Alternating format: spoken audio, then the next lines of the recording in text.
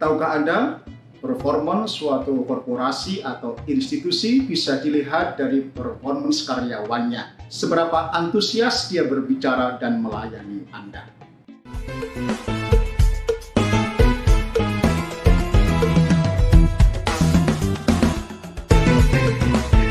Assalamualaikum warahmatullahi wabarakatuh. Karakter leader yang kedua adalah antusias. Mengapa bisa antusias? Karena leader mampu melihat keadaan organisasi atau korporasinya 10 tahun yang akan datang. Sehingga sang leader pemimpin dengan pede dan penuh antusias, ia mampu meyakinkan dan mempengaruhi mengarahkan timnya untuk mengikuti roadmap mencapai visi misi perusahaan, how to get the target. Antusias adalah the spirit of action, yaitu ketagihan untuk menjadi yang terbaik, entah pemimpin atau menjadi karyawan, lebih dari standar baik yang diminta. Bekerja bukan karena dilihat orang atau pemimpin, tetapi ia bekerja karena merasakan kehadiran Tuhan. Biasanya, dia selalu mempunyai inisiatif dan memberi lebih dari yang distandarkan perusahaan tanpa diminta.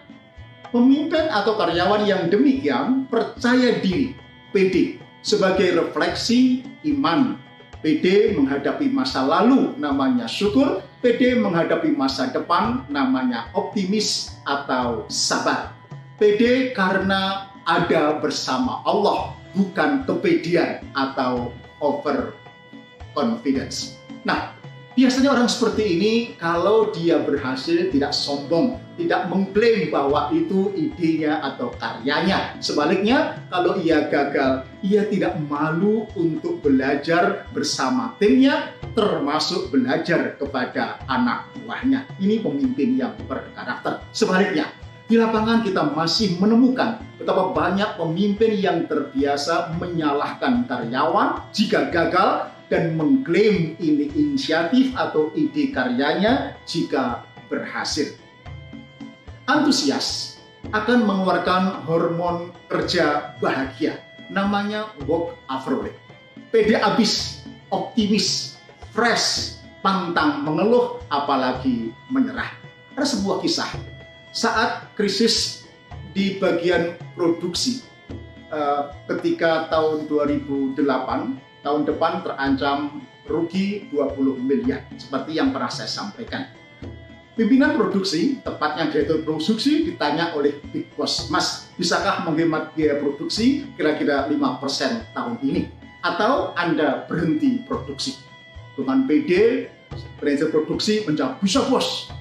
Sebagai seorang dirut, besoknya saya bertanya, "Mas, sampean gimana? Kemarin tak minta mengurangi 3%, bilang gak bisa. Sekarang bilang bisa. Yang mana yang betul? Caranya gimana?" "Ya nggak tahu, Bos, dipikir sambil jalan." "Emangnya mau jawab apa?" Kalau nggak, bilang bisa.